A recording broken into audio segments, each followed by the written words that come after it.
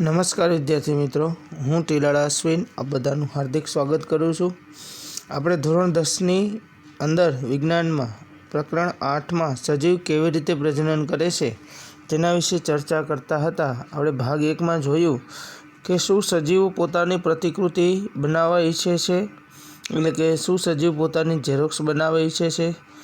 અને આ મુદ્દાની અંદર આપણે જોયું કે સજીવો છે સામાન્ય રીતે જ્યારે ડીએનએમાં ફેરફાર થાય છે ત્યારે સજીવોમાં થોડી ઘણી ભિન્નતા આવે છે અને આ ભિન્નતા જ ઉદ્વિકાસનો પાયો છે। પછી આપણે ભિન્નતાનું મહત્ત્વ જોયું કે ભિન્નતાને કારણે સજીવો આ બદલાતા વાતાવરણની અંદર પોતાનું જીવન કે પોતાની વસ્તીને કે પોતાની જાતિને ટકાવી શકે છે।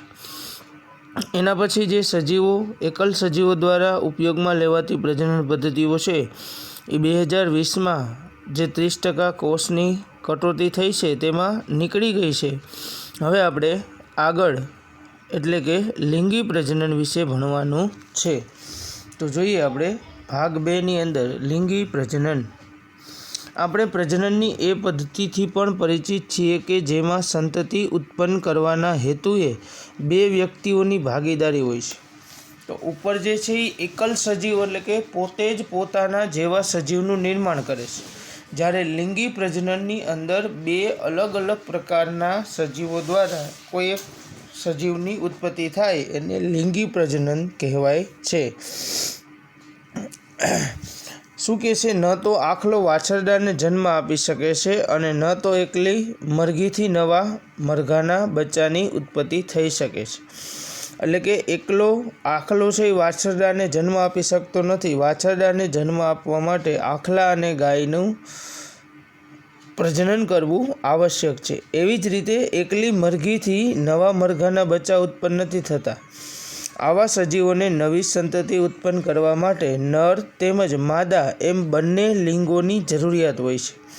અને આ લિંગી પ્રજનનની ઉપયોગિતા શું છે? શું લિંગી પ્રજનનની કેટલીક મર્યાદાઓ છે જેની ચર્ચા આપણે અગાઉ કરી ગયા છીએ। તો જોઈએ શા માટે લિંગી પ્રજનનની રીત અથવા તો પદ્ધતિનો આપણે ઉપયોગ કરીએ છીએ। શું કહે છે, એક પિતૃકોષમાંથી બે બાળકોષોના નિર્માણમાં ડીએનએની પ્રતિકૃતિ થવી કે સર્જાવી તેમજ કોષીય સંગઠન બંને જરૂરી છે। જેમ કે આપણે જાણ્યું છે કે ડીએનએ પ્રતિકૃતિની તકનીક સંપૂર્ણ રીતે યથાર્થ નથી। એટલે કે ડીએનએ દ્વારા જે ઝેરોક્ષ થાય છે એ સંપૂર્ણ યથાર્થ એટલે સાચી નથી। પરિણામી ઉદ્ભવતી ત્રુટીઓ એટલે કે ખામીઓ સજીવોની વસ્તીમાં ભિન્નતાનો સ્ત્રોત બને છે। એટલે કે જ્યારે ડીએનએનું સર્જન થાય છે એટલે કે એક કોષમાંથી નવો કોષ બને છે ત્યારે ડીએનએમાં ખામી સર્જાય છે અને આ ખામીને કારણે સંતતિમાં ભિન્નતા જોવા મળે છે। શું કહે છે, પ્રત્યેક સજીવ વ્યક્તિગત રીતે ભિન્નતાઓ સામે સંરક્ષિત હોઈ શકે નહીં, પરંતુ વસ્તીમાં જોવા મળતી ભિન્નતાઓ તે જાતિના અસ્તિત્વને એટલે કે જીવન સાતત્યને જાળવી રાખવામાં મદદરૂપ થાય છે। એટલે કે આપણે અગાઉ પણ છેલ્લે ચર્ચા કરી હતી કે કોઈ એક સજીવમાં ભિન્નતા આવે તો એ યોગ્ય નથી, પરંતુ જો આખી જાતિમાં ભિન્નતા આવે તો એ ફાયદાકારક ગણી શકાય છે। આમ સજીવોમાં પ્રજનનની કોઈ એવી પદ્ધતિ કે રીત વધારે સાર્થક હોવી જોઈએ જેમાં વધારે ભિન્નતા ઉત્પન્ન થઈ શકે છે। એટલે કે એવી રીતનો ઉપયોગ કરવો જોઈએ જેથી ભિન્નતાનું પ્રમાણ વધારે રહે। તો લિંગી પ્રજનન દ્વારા સૌથી વધુ ભિન્નતા ઉત્પન્ન કરી શકાય છે। જો ડીએનએ પ્રતિકૃતિની ક્રિયા સંપૂર્ણપણે યથાર્થ નથી તો તે ચોક્કસ છે કે તેમાં ભિન્નતા અત્યંત ધીમી રીતે ઉત્પન્ન થાય છે। એટલે કે માનવ જાતિમાં જે ભિન્નતા આવે છે એ કોઈ 1, 2 કે 3 પેઢી નહીં, પણ આ ભિન્નતા આવતા હજારો લાખો વર્ષો લાગે છે। સામાન્ય રીતે આપણે કહીએ કે આપણી ઉત્પત્તિ વાનરમાંથી થઈ છે, બરાબર? તો વાનરને પૂંછ હતી પણ માનવને પૂંછ નથી, તો પૂંછને દૂર થવા માટે લાખો વર્ષોનો સમયગાળો લાગે છે। એટલે કે ડીએનએની પ્રતિકૃતિમાં જે ભિન્નતા આવે છે એ ખૂબ જ ધીમી પ્રક્રિયા છે અને એને થતાં ઘણો જ લાંબો સમય લાગે છે। જો ડીએનએ પ્રતિકૃતિની ક્રિયાવિધિ ઓછી ચોકસાઈવાળી છે તો નિર્માણ પામનાર ડીએનએ પ્રતિકૃતિઓ કોષીય સંરચનાની સાથે તાલમેલ કે કાર્ય કરવાની ક્ષમતા જાળવી શકતા નથી અને કોષ મૃત્યુ પામે છે. એટલે કે જો ડીએનએ દરમિયાન જે ભિન્નતા આવી એ ઓછી સક્રિય હશે તો એ મૃત્યુ પામશે. તો આ પ્રતિકૃતિઓ તૈયાર કરવામાં કઈ રીતે ઝડપ થઈ શકે? તો પ્રત્યેક ડીએનએ છે એ પ્રતિકૃતિમાં નવી ભિન્નતાની સાથે સાથે પૂર્વવત પેઢીઓની ભિન્નતાઓ પણ સંગ્રહિત થાય છે. એટલે કે જે નવો બાળકોષ બને છે એ બાળકોષની અંદર થોડાક લક્ષણો છે એ માતા પિતા દ્વારા મળે છે અને થોડાક લક્ષણો છે એ પોતાના નવા ઉત્પન્ન થાય છે. આમ વસ્તીના બે સજીવોમાં સંગ્રહિત ભિન્નતાઓની ભાત કે રીત પણ ઘણી જ અભિન્ન હોય છે, એટલે અલગ હોય છે. કારણ કે આ બધી ભિન્નતાઓ જીવિત વ્યક્તિ એટલે કે સજીવમાં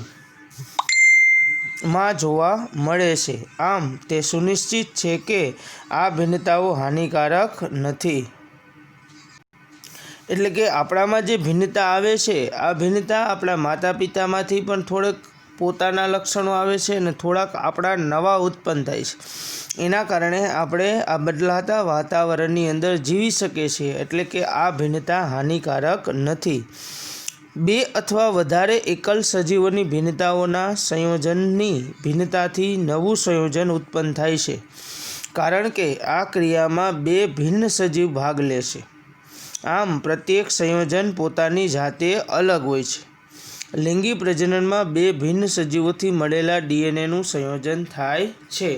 એટલે કે જે લિંગી પ્રજનન કરે છે એમાં એક નર પ્રજનન કોષ અને માદા પ્રજનન કોષના ઉપયોગથી એક નવા સંતાનની ઉત્પત્તિ થાય છે.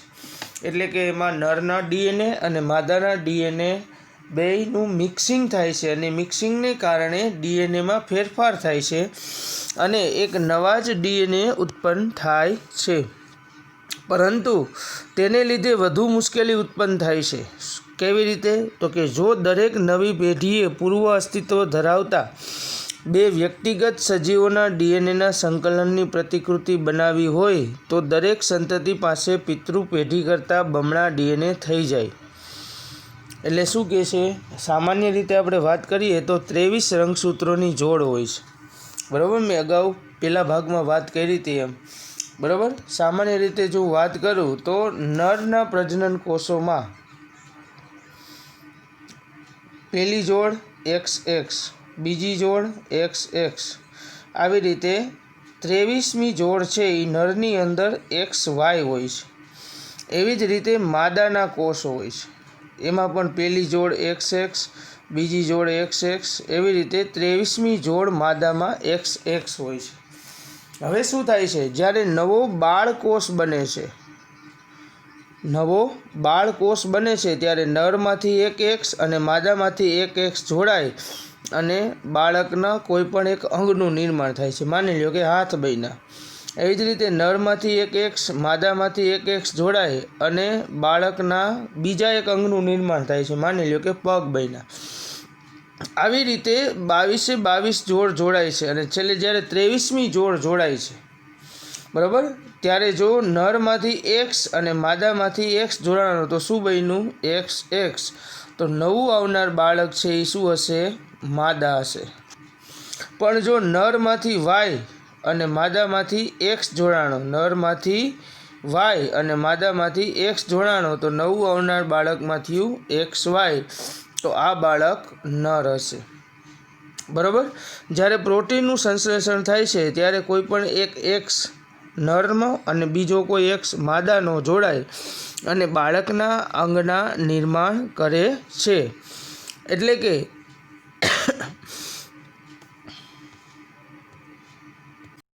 હવે આપણો પ્રશ્ન હતો કે અહીં ડીએનએ બમણા થવા જોઈએ. જો 23 જોડ હું નરની ગણું અને 23 જોડ માદાની ગણું તો 23 46 જોડ જવી જોઈએ, પણ બાળકની અંદર આ 46 જોડ થતી નથી. એનું કારણ છે કે અડધા જે ડીએનએ છે એ નરના છે, અડધા ડીએનએ છે એ માદાના છે. બરાબર, આપણે વાત કરીએ તો સામાન્ય રીતે અહીં આપણને કીધેલું છે, ફરીથી હું વાંચું છું, પરંતુ શું કહે છે? તેને લીધે વધુ મુશ્કેલી ઉત્પન્ન થાય છે। શું? તો કે જો દરેક નવી પેઢીએ પૂર્વ અસ્તિત્વ ધરાવતા બે વ્યક્તિગત સજીવના એટલે એક નર અને એક માદાના ડીએનએના સંકલનની પ્રતિકૃતિ બનાવવાની હોય, એટલે નરની ઝેરોક્સ કરવી હોય, માદાની ઝેરોક્સ કરવી હોય, તો દરેક સંતતિ પાસે પિતૃ પેઢી કરતાં બમણા ડીએનએ થઈ જાય। એટલે 23 નરના 23 માદાના તો 46 ડીએનએ થઈ જાય, પણ એવું થતું નથી। કેવી રીતે? મેં તમને સમજાવ્યું। શું કામ? તો કે અડધા ડીએનએ છે એ નરના હોય છે, જ્યારે અડધા ડીએનએ છે એ માદાના હોય છે। આમાં ડીએનએ દ્વારા કોષ સંગઠન પરથી નિયંત્રણ દૂર થવાની સંભાવના વધુ છે। આ સિવાય જો પ્રત્યેક પેઢીમાં ડીએનએની માત્રા કોઈ અન્ય વસ્તુ માટે કોઈ સ્થાન વધતું નથી। આ સમસ્યાને દૂર કરવા માટે આપણે કેટલાક ઉકેલ શોધી શકીએ છીએ। શું કહે છે? આપણે પહેલાં જાણી લીધું છે કે જેમ જેમ સજીવોની જટિલતા વધતી જઈ ગઈ છે, તેમ તેમ પેશીઓની વિશેષતાઓ પણ વધી છે। એટલે કે જેમ જેમ બેક્ટેરિયાથી લઈ ફૂગથી લઈ જેમ જેમ સજીવ મોટો થતો ગયો છે, એટલે હાથી સુધીના સજીવની જો વાત કરીએ તો સામાન્ય રીતે કોષોમાં પેશીઓની જટિલતા વધી છે। અને ઉપયુક્ત સમસ્યાનો ઉકેલ સજીવોએ એવી રીતે શોધી કાઢ્યો છે કે જેમાં સજીવોની વાનસ્પતિક કે દૈહિક કોષોની તુલનામાં રંગસૂત્રોની સંખ્યા શું થઈ જાય? અડધી થઈ જાય છે। અને ડીએનએની માત્રા પણ અડધી થઈ જાય છે। મેં તમને કીધું એમ કે અડધા ડીએનએ નરના હોય છે, અડધા ડીએનએ માદાના હોય છે। અને કોષ વિભાજનની અર્ધીકરણ નામની ક્રિયા વડે આ શક્ય બને છે। આમ બે ભિન્ન સજીવોનું આ યુગ્મનજ કોષ કે ફલિતાંડ લિંગી પ્રજનનમાં સંયુગ્મન દ્વારા એટલે કે યુગ્મનજ ફલિતાંડ બનાવે છે। એટલે કે બે સજીવો દ્વારા એટલે કે નરના કોષો અને માદાના કોષો જોડાય અને જે રચના બને એને ફલિતાંડ કહેવાય। શું કહેવાય? ફલિતાંડ એટલે ફલિત ઈંડું। અને જે બાળ પેઢીમાં કે સંતતિમાં રંગસૂત્રોની સંખ્યા તેમજ ડીએનએની માત્રાને પુનઃસ્થાપિત કરે છે। એટલે કે નવો જે બાળકોષ છે એ બાળકોષના ડીએનએ અને રંગસૂત્રોની સંખ્યા એના માતાની સંખ્યા જેટલી જ અથવા તો એના પિતાની સંખ્યા જેટલી જ રહે છે। એમાં વધી જતી નથી કે ઘટી જતી નથી। જો યુગ્મનજની વૃદ્ધિ અને વિકાસ અત્યંત વિશિષ્ટ પેશી તથા અંગોયુક્ત નવા સજીવોમાં થવાનો હોય તો તેમાં ઉર્જાનો સંગ્રહ પણ પૂરતા પ્રમાણમાં થવો જોઈએ। અત્યંત સરળ સંરચનાવાળા સજીવોમાં સામાન્ય રીતે બે પ્રજનન કોષો એટલે કે યુગ્મકોના આકાર તેમજ કદમાં વિશેષ ભેદ હોતા નથી, અથવા તો તેઓ સમાન આકારના પણ હોઈ શકે છે। એટલે કે આ રીતે કોષનું વિભાજન થવા માટે કોષને ઉર્જાની જરૂર પડે છે। એટલે કે સામાન્ય રીતે માહિતી ઉપરાંત એટલે કે પ્રજનન કોષ ઉપરાંત એમાં ઉર્જા પણ હોવી જોઈએ। પરંતુ જેવી શારીરિક રચના વધારે જટિલ બને છે, પ્રજનન કોષો પણ વિશેષતા પ્રાપ્ત કરે છે। અને એક પ્રજનન કોષ તુલનાત્મક રીતે મોટો હોય છે, તેમજ તેમાં ખોરાક પૂરતા પ્રમાણમાં સંચય પણ પામે છે, જ્યારે બીજો પ્રજનન કોષ પહેલા પ્રજનન કોષની તુલનામાં નાનો તેમજ વધારે પ્રચલનશીલ હોય છે। તો મેં તમને જે હમણાં વાત કરી એમ કે સામાન્ય રીતે પ્રજનનમાં બે એક્સ હોય છે, એમાંથી એક મોટો હોય છે તો બીજો નાનો હોય છે, બરાબર। એકની અંદર સામાન્ય રીતે ખોરાકનો સંચય થાય છે તો બીજો છે એ પ્રચલનમાં નિપુણતા ધરાવે છે। પ્રચલનશીલ પ્રજનન કોષોને નરજન્યુ કોષો અને પ્રજનન કોષોમાં ખોરાકનો સંગ્રહ થયેલા હોય છે, જેને માદાજન્યુ કોષ કહે છે। હવે પછીના થોડાક વિભાગોમાં આપણે જોઈશું કે કઈ રીતે આ બે અલગ અલગ પ્રકારના જન્યુઓના નિર્માણથી શું થાય છે, નર અને માદા જનનાંગોમાં અલગતા ઉત્પન્ન કરે છે, અને કેટલાક કિસ્સાઓમાં નર અને માદાના શરીરમાં પણ ફેરફાર ઉત્પન્ન કરે છે। એટલે કે આ જે પ્રજનન કોષો છે જેમાં એક નાનો છે અને બીજો મોટો છે, તો આ નાના પ્રજનન કોષોને કારણે જ નર અને માદા એકબીજાથી અલગ પડે છે। અને કાળક્રમે એની ઉંમર વધતા શરીરમાં ઘણા બધા ફેરફાર થાય છે. હવે જોઈએ આપણે સપુષ્પી વનસ્પતિમાં લિંગી પ્રજનન, એટલે કે જે વનસ્પતિમાં પુષ્પ આવેલું છે એ વનસ્પતિ કઈ રીતે લિંગી પ્રજનન કરે છે. તો મિત્રો ફરીથી એક વખત કહું છું, લિંગી પ્રજનનમાં એક નર કોષ અને એક માદા કોષ હોવો આવશ્યક છે. જોઈએ આપણે આવૃત બીજધારીઓ, એટલે કે જેનું બીજ આવૃત હોય, એટલે કે ઉપર પડ હોય. દાખલા તરીકે મગફળી, તો મગફળીમાં ઉપર ફોતરું કાઢ્યા પછી જ બીજ નીકળે છે. તો આવા વનસ્પતિને આવૃત બીજધારીઓના પ્રજનનાંગોમાં પુષ્પમાં દર્શાવેલા છે. અને તમે પુષ્પના વિવિધ ભાગો વિશે અભ્યાસ કરી ગયા છો. સામાન્ય રીતે પુષ્પમાં કયા કયા ભાગો હોય, તો કે વ્રજપત્રો, દલપત્રો, પુકેસર તેમજ ત્રિકેસર બરાબર આવેલા હોય છે. તેમજ શું કહે છે, પુકેસર તેમજ સ્ત્રીકેસર છે એ પુષ્પના પ્રજનનના ભાગો કે અંગો છે જેમાં પ્રજનન કોષો હોય છે. દલપત્ર તેમજ વ્રજપત્રનું કાર્ય શું હોઈ શકે, તો સામાન્ય રીતે દલપત્ર અને વ્રજપત્ર ક્યાં આવેલા હોય છે, નીચે. તો વ્રજપત્ર છે એ પુષ્પને આધાર આપે છે, જ્યારે દલપત્ર છે એ પુષ્પના પ્રજનન અંગોનું બહારથી રક્ષણ કરે છે. અહીં તમે જોઈ શકો છો કે લાલ કલરના છે એ દલપત્ર છે, નીચે લીલા કલરના છે એ વ્રજપત્ર છે. તો પુષ્પની અંદર અહીં ઉપર તમે જોઈ શકો છો પરાગ પુકેસરના ભાગો છે 2, જેમાં પરાગાશય અને પુકેસર તંતુ આવેલા છે. આ બાજુ સ્ત્રીકેસરના ભાગ છે જે 3 ભાગમાં વહેંચાયેલું છે. પરાગાસન, એટલે કે પરાગને બેસવા માટેનું આસન એટલે પરાગાસન, એને વહન કરતી નળી એટલે પરાગવાહિની, અને એમાંથી બીજ ઉત્પન્ન કરતું ઈંડું એટલે અંડાશય. તો પુષ્પ કેવી રીતે પ્રજનન કરે છે ચાલો આપણે જોઈ લઈએ. વનસ્પતિમાં પુષ્પ એ સૌથી સુંદર અને આકર્ષક અંગ છે. પુષ્પ એ વનસ્પતિનું ફક્ત આકર્ષક અંગ જ નહીં, પરંતુ વનસ્પતિનું પ્રજનન અંગ પણ છે. વનસ્પતિનું પ્રજનન અંગ એટલે કે એના દ્વારા જ નવા બીજનું નિર્માણ થાય છે, અને આ બીજ દ્વારા જ નવી વનસ્પતિ ઉત્પન્ન થાય છે.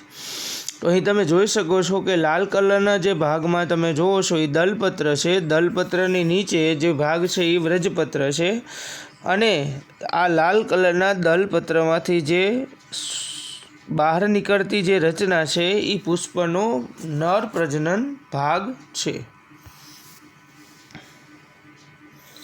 પુષ્પમાં પુંકેસર એ વનસ્પતિનો નર પ્રજનન ભાગ અને સ્ત્રીકેસર એ વનસ્પતિનો માદા પ્રજનન ભાગ છે. કેટલાક પુષ્પમાં પુંકેસર અને સ્ત્રીકેસર એમ બંને પ્રકારના પ્રજનન અંગો ધરાવે છે. આવા પુષ્પને દ્વિલિંગી પુષ્પ કહે છે. તો જે વનસ્પતિમાં પુકેસર અને સ્ત્રીકેસર બંને હાજર હોય તેને દ્વિલિંગી પુષ્પ કહેવાય, એટલે 2 લિંગ હોય છે. જાસૂદ, ધંતુરો, ગુલાબ એ દ્વિલિંગી પુષ્પના ઉદાહરણ છે. કેટલાક પુષ્પમાં પુંકેસર ચક્ર અને સ્ત્રીકેસર ચક્ર અલગ અલગ પુષ્પોમાં જોવા મળે છે. આવા પુષ્પ આ એકલિંગી પુષ્પ છે. અહીં તમે જોઈ શકો છો કે પુષ્પનો ભાગ ઉપર છે, જ્યારે મકાઈનો ડોડો છે એ નીચે આવે છે. તો ઉપર જે ભાગ આવે છે સમરૂ કહેવાય છે, અને એ નર પ્રજનન અંગ છે, અને નીચે જે ડોડો આવે છે એ માદા પ્રજનન અંગ છે, જેના દ્વારા મકાઈના બીજ આવે છે. તો અહીં પુષ્પમાં બંને ભાગો અલગ અલગ છે, એટલે આવા પુષ્પને એકલિંગી પુષ્પો કહે છે. અને એકલિંગી પુષ્પ કહે છે. મકાઈ, પપૈયા, કાકડી એકલિંગી પુષ્પ ધરાવે છે. હવે પુંકેસર અને સ્ત્રીકેસર વિશે માહિતી મેળવીએ. પુંકેસર એ 2 ભાગોમાં વહેંચાયેલી રચના છે, જેમાં ઉપરના ભાગને પરાગાશય અને નીચેના ભાગને પરાગતંતુ કહે છે. પરાગાશય પરિપક્વ થતાં તેમાંથી પરાગરજ ઉત્પન્ન થાય છે, જેમાં નર પ્રજનન કોષ ધરાવે છે. સ્ત્રીકેસર એ 3 ભાગોમાં વહેંચાયેલી રચના છે, જેમાં ઉપરના ગરણી જેવા ભાગને પરાગાસન, નીચે નળી જેવી રચનાને પરાગવાહિની અને સૌથી નીચેના પહોળા ભાગને અંડાશય કહે છે. અંડાશયમાં અંડકો આવેલા હોય છે. આ અંડકોમાં માદા પ્રજનન કોષ એટલે કે અંડકોષ આવેલા હોય છે. વનસ્પતિમાં અહીં તમે જોઈ શકો છો કે વનસ્પતિમાં લિંગી પ્રજનન પ્રક્રિયા કેવી રીતે થઈ છે. એક નર પ્રજનન કોષ છે અને બીજો માદા પ્રજનન કોષ છે. તો મિત્રો આપણે કોષ વિશે આગળ 9મા ધોરણમાં ભણી ગયા છે કે જેમાં કોષ કેન્દ્ર, કોષ રસ પટલ અને કોષ દિવાલ. લિંગી પ્રજનનની પ્રક્રિયા દરમિયાન નર પ્રજનન કોષ અને માદા પ્રજનન કોષના સંયુગ્મનથી ફલિતાંડની રચના થાય છે. તો મિત્રો બંને કોષો ભેગા થવાથી જે રચના બને એને ફલિતાંડ કહેવાય. ફલિતાંડ એટલે ફલિત ઈંડું. ફલિત એટલે સામાન્ય રીતે કહીએ તો પ્રજનન થઈ ગયેલું ઈંડું કહી શકાય. આ માટે પુષ્પમાં નર પ્રજનન કોષનું માદા પ્રજનન કોષ સુધી પહોંચવું જરૂરી છે, જે પરાગનયનની ક્રિયા વડે શક્ય છે. પુષ્પમાં પુંકેસરની પરાગરજ તે જ પુષ્પ કે અન્ય પુષ્પના સ્ત્રી કેસરના પરાગાસન પર જવાની પ્રક્રિયાને પરાગનયન કહે છે. પરાગનયનના 2 પ્રકાર છે, સ્વપરાગનયન. તો મિત્રો પરાગનયનની વિશે તમે જોયું કે પુંકેસરમાંથી પરાગરજ છે એ સ્ત્રી કેસરના પરાગાસન પર બેસે છે, બરાબર, અને પરાગાસનમાંથી પરાગ વાહિનીનું નિર્માણ થઈ અને અંડકોષ સુધી પહોંચે છે. હવે પરાગનયનના 2 પ્રકાર છે. જો પુષ્પ પોતે જ પોતાના પુંકેસરના ભાગમાંથી ફલન કરે તો એને સ્વપરાગનયન કહેવાય. અને એક પુષ્પની પરાગરજ બીજા પુષ્પના સ્ત્રી કેસરના ભાગ ઉપર બેસે અને ફલન થાય તો એને પરપરાગનયન કહેવાય. અને પરપરાગનયન. એક જ પુષ્પમાં પુંકેસરની પરાગરજ તે જ પુષ્પના સ્ત્રીકેસરના પરાગાસન પર જવાની પ્રક્રિયાને સ્વપરાગનયન કહે છે. જ્યારે એક પુષ્પના પુંકેસરની પરાગરજ તે છોડના બીજા પુષ્પના સ્ત્રીકેસર પર કે અન્ય છોડના પુષ્પના સ્ત્રીકેસરના પરાગાસન પર જવાની પ્રક્રિયાને પરપરાગનયન કહે છે. પરપરાગનયન માટે હવા, પાણી, મધમાખી જેવા કીટકો પરાગના વાહક તરીકે કાર્ય કરે છે. પરાગરજ પરાગાસન પર પહોંચ્યા બાદ અંકુરિત થઈ પરાગનલિકા ઉત્પન્ન કરે છે. આ પરાગનલિકા પરાગવાહિની મારફતે બીજાશયમાં રહેલા અંડકોષ સુધી પહોંચે છે. આ પરાગનલિકા મારફતે પરાગરજમાં રહેલા નર પ્રજનન કોષ અંડકોમાં રહેલા માદા પ્રજનન કોષ સુધી પહોંચે છે, જ્યાં નર પ્રજનન કોષ અને અંડકોષના સંયુગ્મન થવાથી ફલિતાંડની રચના થાય છે. આમ નરજન્યુઓ અને માદાજન્યુના સંયુગ્મન થવાની પ્રક્રિયાને ફલન કહે છે. ફલન બાદ ફલિતાંડમાં કોષ વિભાજનની પ્રક્રિયા દ્વારા ભ્રૂણનું નિર્માણ થાય છે અને અંડકોનો વિકાસ થઈ બીજનું નિર્માણ થાય છે. જ્યારે બીજાશયનો વિકાસ થઈ ફળનું નિર્માણ થાય છે અને પુષ્પના બીજા ભાગો ખરી પડે છે.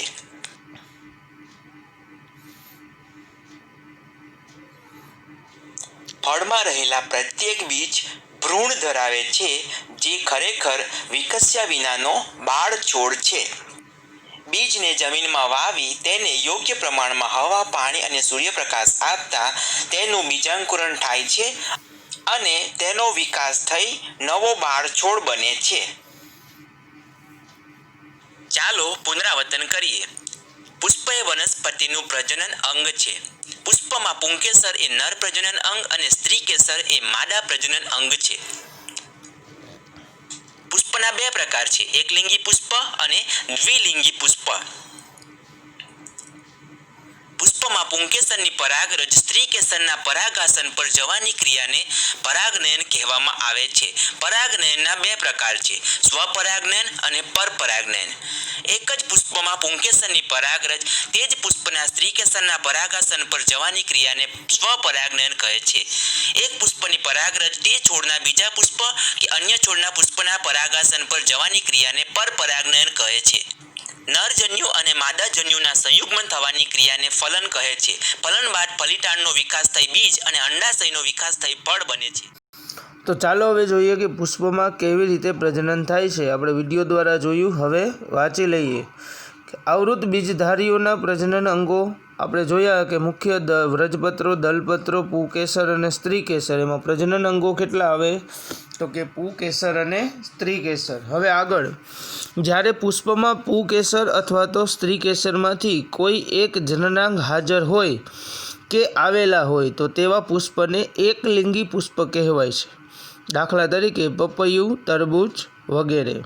અને જ્યારે પુષ્પમાં પુંકેસર તેમજ સ્ત્રીકેસર એમ બંને આવેલા હોય તો તેવા પુષ્પને ઉભયલિંગી કે દ્વિલિંગી પુષ્પ કહે છે। ઉદાહરણ તરીકે જાસૂદ, રાઈ વગેરે। હવે આગળ, પુંકેસર નર જનનાંગો છે જેના દ્વારા શું ઉત્પન્ન થાય છે તો કે પરાગરજનું નિર્માણ કરે છે, જે સામાન્ય રીતે કેવી હોય છે તો કે પીળા રંગની હોય છે। અને તમે જોયું હશે કે જ્યારે તમે કોઈ પુષ્પના પુંકેસરને અડકો છો ત્યારે તમારા હાથમાં એક પીળો પાવડર ચોંટી જાય છે। આ વાસ્તવમાં પાવડર નથી પણ પુષ્પની પરાગરજ છે। સ્ત્રીકેસર પુષ્પના કેન્દ્રસ્થ ભાગમાં આવેલું હોય છે અને તે પુષ્પનું માદા જનન અંગ છે અને જે 3 ભાગોથી બનેલું હોય છે। એક આધાર કે તલ પ્રદેશો, જે ફૂલેલો ભાગ જેને અંડાશય અથવા તો બીજાશય કહેવાય છે, મધ્યમાં લાંબી નલિકા જેવી રચના જેને પરાગવાહિની અને અગ્રભાગ આવેલી રચના જેને પરાગાસન કહેવાય છે। અહીં તમે આકૃતિમાં જોઈ શકો કે પુષ્પના 3 ભાગ છે સ્ત્રીકેસરના: પરાગાસન, પરાગવાહિની અને અંડાશય।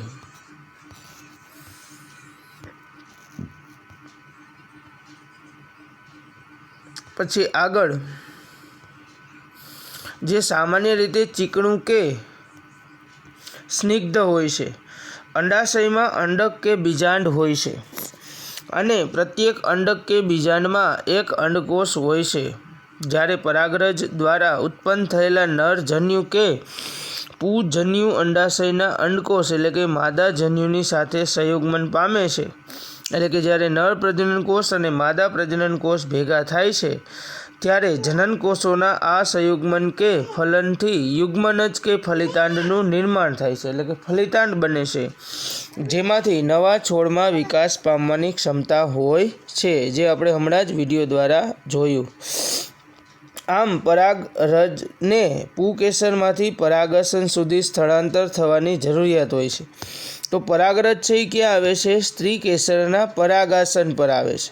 જેવી પરાગરજ છે એ પરાગાસન પર આવે છે ત્યારે તે ફલન કરે છે, વિકાસ પામે છે અને એક નળીનું નિર્માણ કરે છે। આ નળીને પરાગનલિકા કહેવાય છે। આ પરાગનલિકા છે એ ક્યાં જાય છે? અંડાશય સુધી પહોંચે છે અને એ અંડાશયમાં માદા જનનકોષો સાથે ફલન કરી અને બીજનું નિર્માણ કરે છે।